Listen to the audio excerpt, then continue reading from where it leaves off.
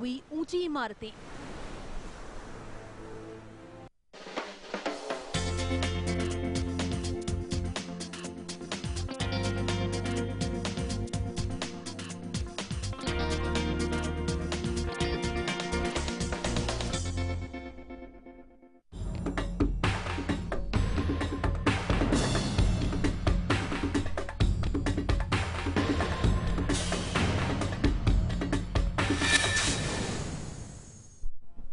नमस्कार, आप देख रहे हैं लेमन न्यूज। मैं हूं आपके साथ राहुल गोयल। दिल्ली में एआईसीसी की बैठक चल रही थी और इस पर राहुल गांधी के भाषण का सभी कार्यकर्ता इंतजार कर रहे थे। सभी को ये उम्मीद थी कि शायद राहुल कोई ऐसा ऐलान करेंगे जिससे ये तस्वीर साफ हो पाए कि वो कांग्रेस में आने वाले दिनों में क्या भूमिका निभाने जा रहे हैं। लेकिन राहुल गांधी ने ऐसा कुछ नहीं कहा। उनको चुनाव प्रचार की कमान पहले ही दी जा चुकी है। राहुल गांधी को पीएम उम्मीदवार बनाए जाने की मांग लगातार कार्यकर्ता करते रहे। कल भी ये मांग सीडब्ल्यूसी की बैठक में की गई थी और इसे आज भी दोहराया गया। हालांकि सोनिया गांधी ने पहले ही साफ कर दिया था कि राहुल गांधी को पीएम पद का उम्मीदवार नहीं बनाया जाएगा। इसके बावजूद कार्यकर्ता अपनी मांग पर अड़े रहे। सबको उम्मीद थी कि जब राहुल गांधी आएंगे तो शायद कुछ फेरबदल देखने को मिल सकता है। लेकिन राहुल गांधी ने तमाम बातें की, विपक्ष पर निशाना साधा, अपनी सरकार की कामयाबियां गिनाई। लेकिन इस मुद्दे पर उन्होंने सिर्फ इतना कहा कि कांग्रेस का पीएम उम्मीदवार या कांग्रेस का पीएम अगर पार्टी जीतती है तो वो संविधान के मुताबिक चुना जाएगा।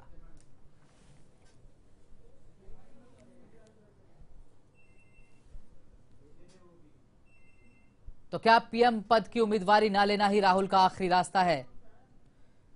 ये सवाल अब सब तरफ से उठ रहे हैं। राहुल गांधी ने तमाम बातें की, इस दौरान भाषण दिया उन्होंने। एआईसीसी के मंच से कार्यकर्ताओं को संबोधित किया, उनका मनोबल बढ़ाने की कोशिश की। कहा कि पार्टी ने 10 साल शानदार काम किया है। प्रधानमंत्री मनमोहन सिंह ने शानदार काम किया है। उन्होंने ये भी बताया कि कांग्रेस ने कई ऐसी चीजें आम जनता को दी जो आज जनता की ताकत है। उन्होंने इसमें सबसे अहम किरदार आरटीआई का बताया और कहा कि आरटीआई ने लोगों को वो ताकत दी है जो अब से पहले लोगों को हासिल नहीं थी।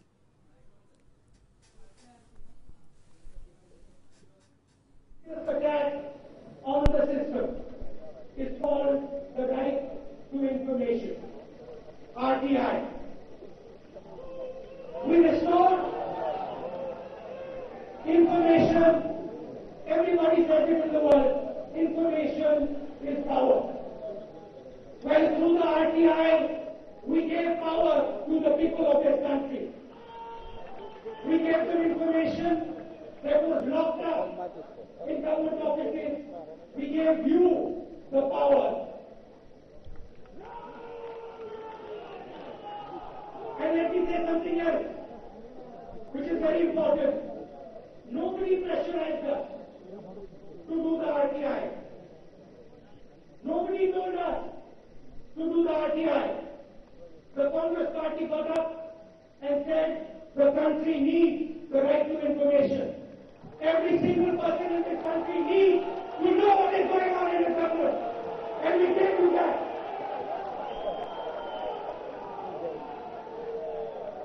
And we also knew another thing. We knew that this revolutionary law would place our own government and our allies under severe scrutiny. But we still did the RTI.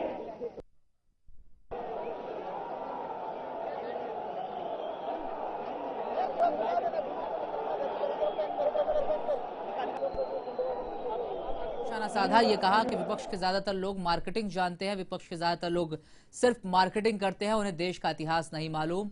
जबकि देश का इतिहास कांग्रेस जानती है। जो कांग्रेस की सोच है वही सोच गीता, और जो गीता में जो बातें लिखी है, अकबर ने जिस तरह की बातें कही थी, वो कांग्रेस की सोच है। उन्होंने कहा कि कांग्रेस का नाम प्रेम की सोच वाली पार्टी है।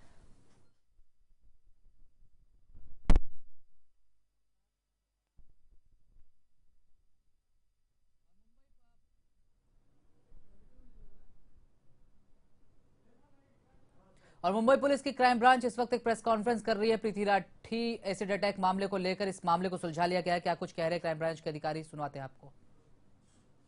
मैं प्रीति राठी पे हमला करूंगा, अटैक करूंगा। नेबरिंग कॉलोनी डीएसयू के कॉलोनी में एक बैटरी का वर्कशॉप, स्टोरेज टाइप का एक जगह है। वहां पे उसको पता है कि वहां पे सल्फ्यूरिक एसिड उपलब्ध है। उसने 30 अप्रैल को सल्फ्यूरिक एसिड उपलब्ध किया च्यवनप्राश के डब्बे में लेकर। उसने उसी ट्रेन में प्रवास किया जिसमें गरीब रथ में, जिसमें ये फैमिली प्रवास कर रही थी। पूरे जर्नी में उसने मौका ढूंढा अटैक करने का, मगर उसको मिला नहीं। कुमारी राठी उतरी नहीं। मगर यहां पे उतरने के बाद जब फैमिली सबवे की ओर बढ़ रही थी तो पीछे से आके उसने कुमारी राठी को टैप किया कंधे पे। जब वो मुड़ी देखने के लिए तो इसने पूरा वो च्यवनप्राश का डब्बा कुमारी राठी के चेहरे पे फेंक दिया। इसमें जो आंट है कुमारी राठी की वो भी इंजर हुई है और एक वहां पे एक प्रवासी के पैसेंजर थे वो भी इंजर हुए हैं। एविडेंस के तौर पे इसमें हमारे पास टेक्निकल सबूत है, आई विटनेस अकाउंट्स है, जहां से उसने एसिड उपलब्ध किया है वो हमारे पास है, वो कैन है। उसके हाथ पे जख्म है, अक्यूज के हाथ पे जख्म है, दोनों हाथ पे, जहां पे एसिड उसके हाथ पे भी गिरा है। और उसने पूरा इन्वेस्टिगेट, पूरा केस कैसे किया वो उसने कबूल किया है। हमने उसको इन्वेस्टिगेट किया है और 24 तारीख तक उसकी कस्टडी ली है और इस दरमियान हम और भी इसके बारे में हम स्ट्रॉन्ग सबूत कलेक्ट करेंगे। मुझे लगता है कि इस केस का सबसे महत्वपूर्ण जो अंक है वो ये है कि हम कुमारी राठी की फैमिली को हम थोड़ा न्याय दे सके और ये बहुत ही अनफॉर्चुनेट, बहुत ही वीनस टाइप का जो ऑफेंस है वो डिटेक्ट करके इस तरह से अटैक फिर से होंगे नहीं, वो प्रिवेंट करने के दृष्टि से, एक मैसेज भेजने के दृष्टि से कि even though so many months है पास, 8 महीने हो गए हैं फिर से ऑफेंस, कानून के हाथ लंबे होते हैं और आखिर में पहुंचते हैं आरोपी तक। Sorry, actually there was no clue at all. It is just through meticulous investigation, going through loads and loads of data, technical data, interrogating dozens if not hundreds of people. It was a needle in a haystack investigation. Now how do you look for a needle? You have to just go through every single strand of straw till you find the needle. It was that kind of investigation.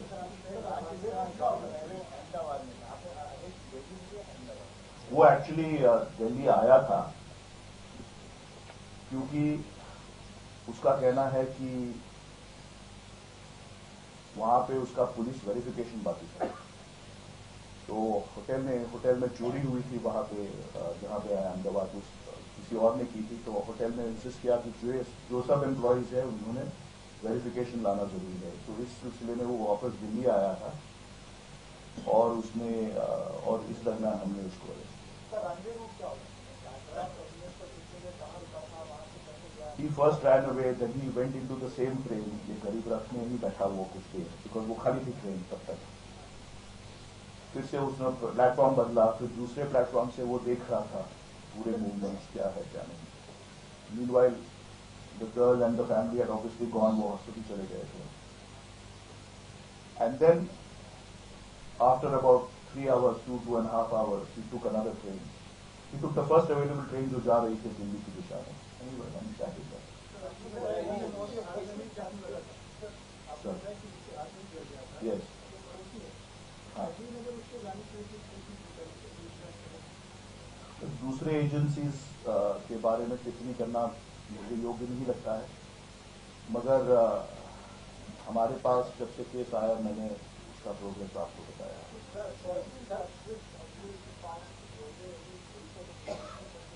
He doesn't appear to be so from his interrogation, and obviously they knew each other, being residents of the same colony, but there doesn't seem to be any personal angle.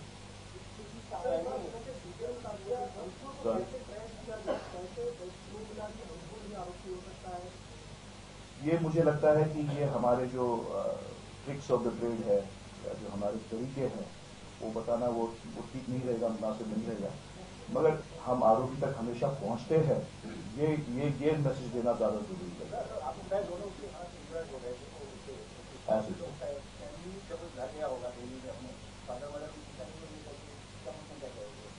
हम अभी father mother को बुला के पूछेंगे उनको। Definitely ये बात, ये कल ही हम लाए हैं उसको, आज उसको अरेस्ट किया है, तो डेफिनेटली ये बात सारे जवाब उनको देने पड़ेंगे, क्योंकि उनकी स्टोरी है कि ये हरिद्वार में था। इसने भी शायद कहा होगा घर पे मैं हरिद्वार जा रहा हूँ, तो इसी की क्या स्टोरी थी। और डेफिनेटली आप जो पूछ रहे हैं इंपॉर्टेंट है, क्योंकि जब उनको पता चला कि कुमारी राठी पे ये एसिड अटैक हुआ है और इसके हाथ पे जख्म है, तो 2 and 2 they should have put together। नहीं, सुपरफिशियल है बस। सॉरी,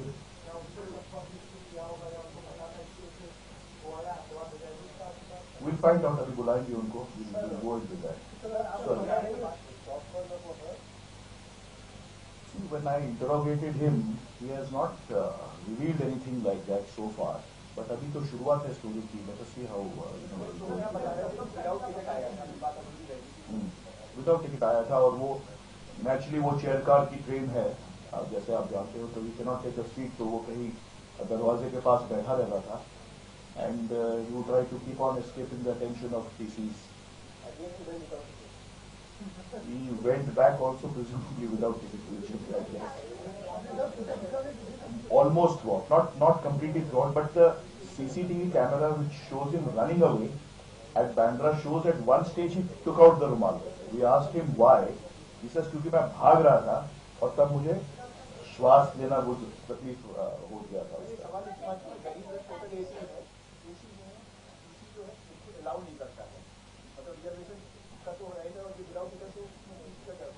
आप बार बार वही सवाल पूछ रहे हैं मुझे, और वही जवाब आप मुझसे निकलवाना चाहते हैं जो मैं देना नहीं चाहता हूँ। We definitely inform the railways. हम ये रेलवेज को डेफिनेटली हम इन्फॉर्म करेंगे कि आप इंक्वायरी करिए कि how can man who is without. Dinesh ji, मैं वही कह रहा हूँ कि जो चीज मैं नहीं कहना चाहता वो आप मुझसे कहलवाना चाहते हो। हाँ जी, नहीं, मैं वैसा नहीं कहूंगा। मैं ये कहूंगा कि जब हम स्पॉट पे पहुंचे तब डिफिकल्ट था, उसके पहले क्या हुआ उस पर मैं टिप्पणी नहीं करूंगा।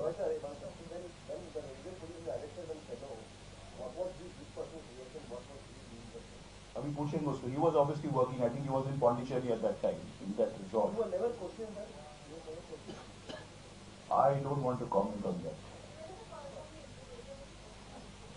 We have been interrogating him for the last few days. Actually, we took him to Haridwar also to verify. He said that I had gone to Haridwar, so we took him to that hotel in Haridwar where he said I had gone for an interview. That was the first contradiction which came, because that hotel said that no, we have never called this guy for a job. So from there we started cracking him. Deface. I said technical evidence, so I think you can understand. Prepared home.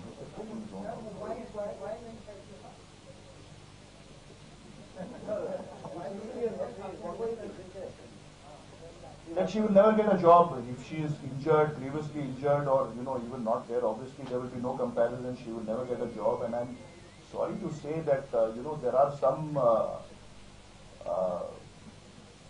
people in this country who don't like the progress of women,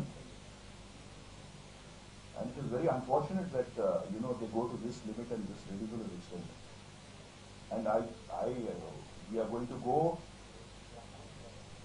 very, very strongly on evidence in this case, and we are going to ask for the death sentence in this case. Why should we hand over the investigation with us?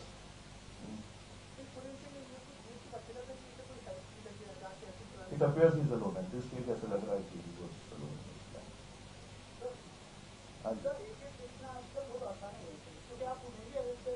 किसको? Sorry.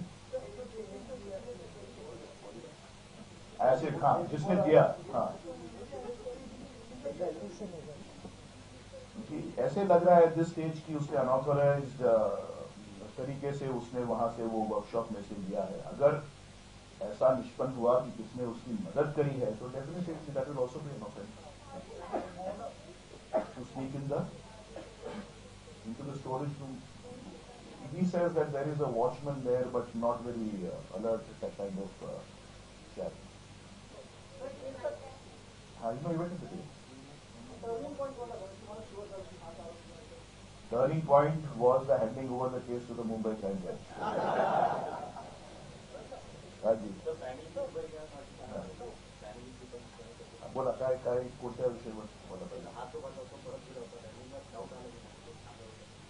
तो जेव्हा घरी गेला तेव्हा त्यांनी फॅमिलीला सांगितलं होतं की मी हरिद्वारला गेलो आहे नोकरीसाठी आणि ज्याची त्याच्या हातावर इंजुरीज आहेत त्याची आता त्यांचे आई वडील आणि इतर फॅमिली मेंबर्सला विचारणं आवश्यक आहे की त्यांनी याची दखल घेतली अगर कसे आणि दखल घेतली असेल तर त्यांनी काय दखल घेतली आणि काय प्रश्न विचारले आणि का त्यांना संशय आला नाही की याच्यावर असे बर्न्स इंजुरीज आहेत तो हा असू शकतो त्या गुन्ह्यामध्ये निश्चित त्या मुद्द्यावर तपासणं आवश्यक आहे.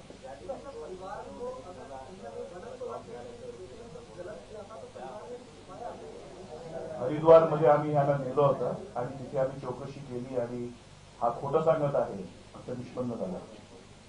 We can have one more question, then we can stop. Sorry, Sunil ji. किसको? नहीं, वो तो by the time we took him over, he had already been discharged. पवन से भी पूछे थे ना, we had asked him that. Yes, Sudhakar जी बोल.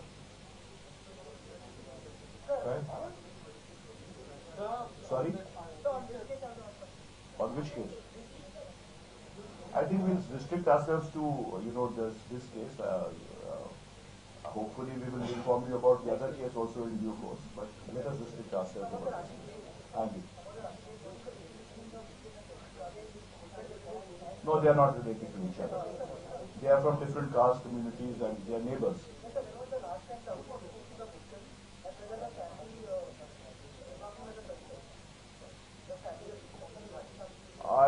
I am not aware when was the last time the accused and the victim spoke to each other. It doesn't seem that they were in regular touch with each other or they had some anything personal between them. They knew each other. There was a familiarity because they were living in the same colony. It doesn't appear to be anything beyond that. No, it doesn't appear so because this person, this accused, is from Alwar in Rajasthan and he's come to Delhi about 8-9 years ago. Sorry. आपण सुधाकर जी आज आपण या विषयावर आपण concentrate करू. I think आज थोडं महत्वाचं आहे.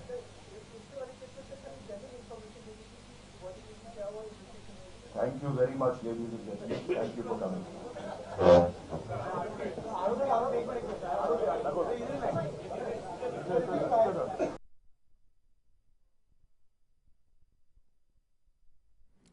तो ये थे मुंबई पुलिस के जॉइंट सीपी हिमांशु राय जो इस सिलसिले में प्रेस कॉन्फ्रेंस कर रहे थे. प्रीति राठी एसिड अटैक मामले में मुंबई पुलिस की क्राइम ब्रांच ने दावा किया है कि इस मामले को सुलझा लिया गया है. दरअसल प्रीति राठी नाम की इस पीड़ित पर एसिड अटैक किया गया था. इस पर तेजाब से हमला किया गया था बांद्रा रेलवे स्टेशन पर और जिस शख्स ने यह हमला किया था, इस हरकत को अंजाम दिया था, उसको दिल्ली से गिरफ्तार किया है मुंबई क्राइम ब्रांच ने और उस आरोपी का नाम अंकुर बताया जा रहा है. पुलिस के मुताबिक अंकुर दरअसल इस बात से परेशान था, इस बात से चिढ़ रहा था कि प्रीति को किस तरह से आर्मी में डॉक्टर की नौकरी मिल गई और नर्स की नौकरी मिल गई और इन तमाम बातों से वो कहीं ना कहीं जलन की भावना उसके मन में आ गई थी और इसी के चलते वो गरीब रथ में सवार हुआ एसिड लेकर के साथ में और उसने अपने चेहरे को रुमाल से ढका हुआ था और जब स्टेशन पर प्रीति से उसका आमना सामना हुआ तो उसने तेजाब उसके चेहरे पर उड़ेल दिया और वहां से फरार हो गया. इसके बाद 2-3 घंटे तक वो स्टेशन पर ही रुका और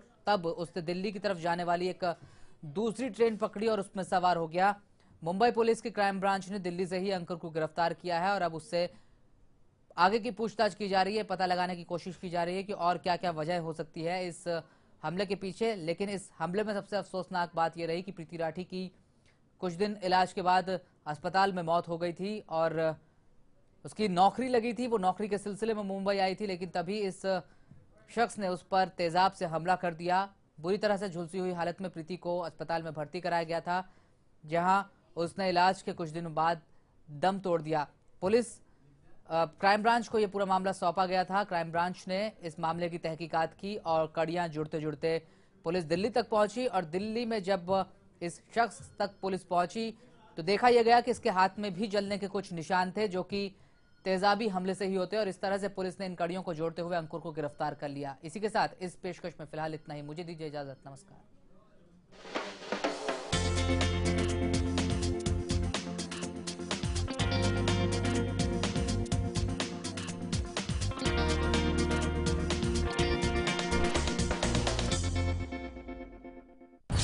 बैंक